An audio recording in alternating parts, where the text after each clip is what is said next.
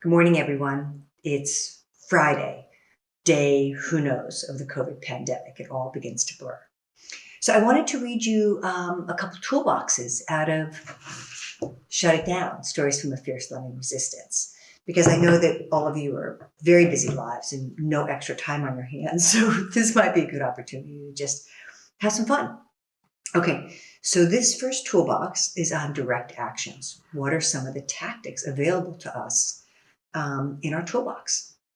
So nonviolent direct action and civil disobedience are radically transformative for people. Actions become moments of connection, often infused with beauty, love, and hope. Great actions inspire and transform both those participating and those observing. These are some of my favorites, but the list is not comprehensive. For more ideas, you can look up 198 Methods of Nonviolent Action by scholar and nonviolent advocate Gene Sharp. Actions are limited only by our imagination, and the radical imagination sets us free. Sometimes we strive for seriousness, sometimes for tactical frivolity. But in this day and age, we have to be really creative because we are more limited. So I'm going to share some of these, and we can maybe think about other applications. The classics: occupying spaces like boardrooms, parks, and Capitol buildings. Shutting down government buildings, corporate meetings, bank lobbies, offices, conferences, malls, train stations. Office jams, blocking intersections, strikes, picket, sit-ins, unpermitted marches, boycotts, going to jail. So these are often like the ground game, but there's many ways to work virtually to do a lot of these same things. So, and it's going to require us working together. So we can occupy their phones, their emails, their Facebook pages, their websites, any different ways that they have for communication to them, we can do. So pickets, for example. Pickets are people in a line going around a building. So what if you get 10 of your friends, you each take a number, and you know that every 5 minutes, the next one of you is going to call. So 1, 2, 3, so you're just calling constantly as you go around so that you keep their phone occupied the whole time.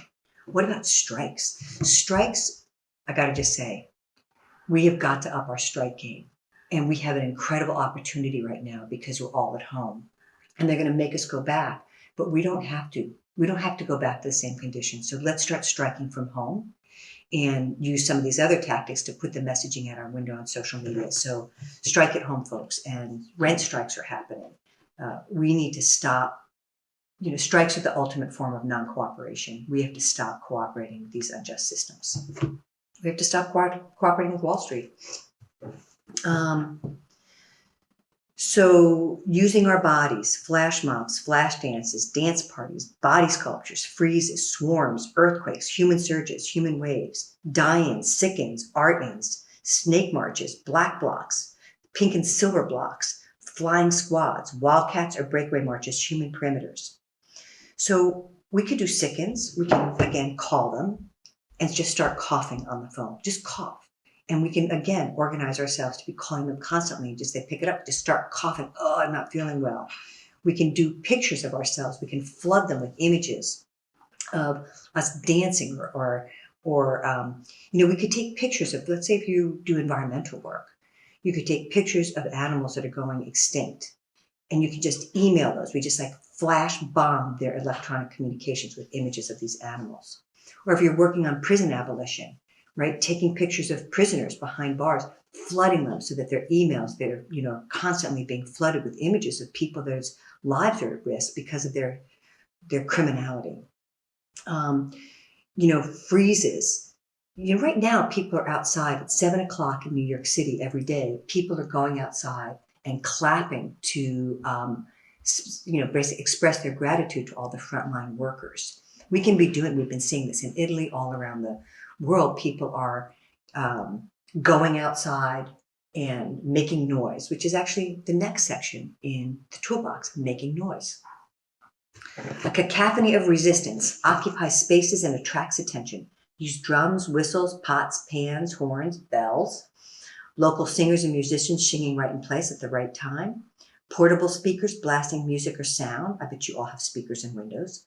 Chant sheets and songbooks. We could definitely put chant sheets or circulate them virtually so we could all be singing the same songs. And I just got to say, singing together on Zoom is pretty funny because it doesn't really work. But singing together in the streets out of our windows could be awesome.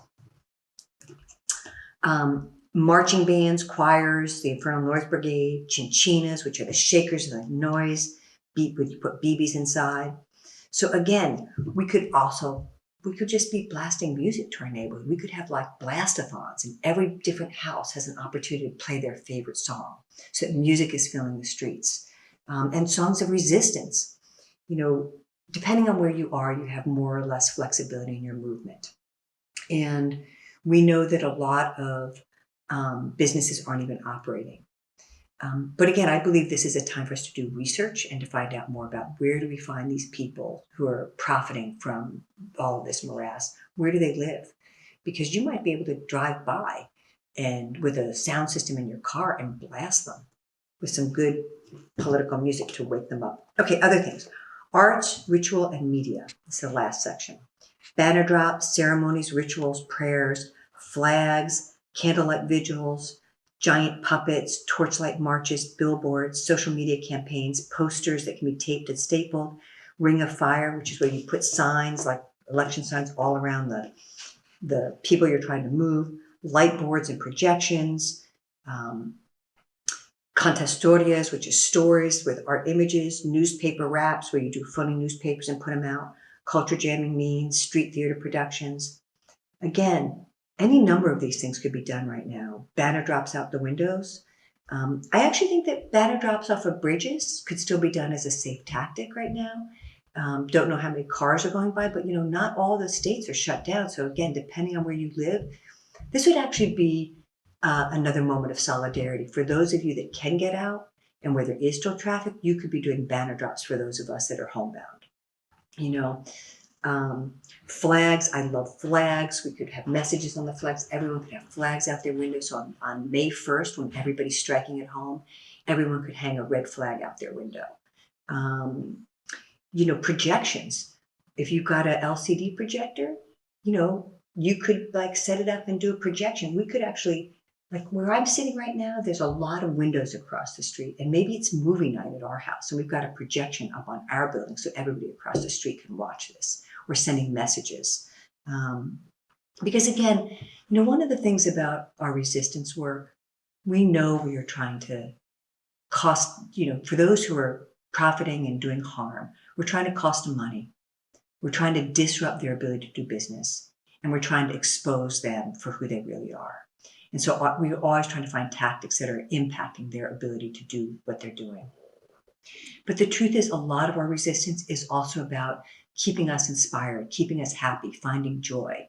And because it's just way too hard and painful out there. We've got to have some fun. And this is where our creativity comes in, and doing stuff that may seem whack, but it could be hysterical. And you know what? There's value in that. So, joy is the ultimate form of resistance. And the more we can blend the two together, the better off we'll be. And so let's just keep, get with your friends, get on these virtual platforms, brainstorm all the things you might possibly do, see what's possible.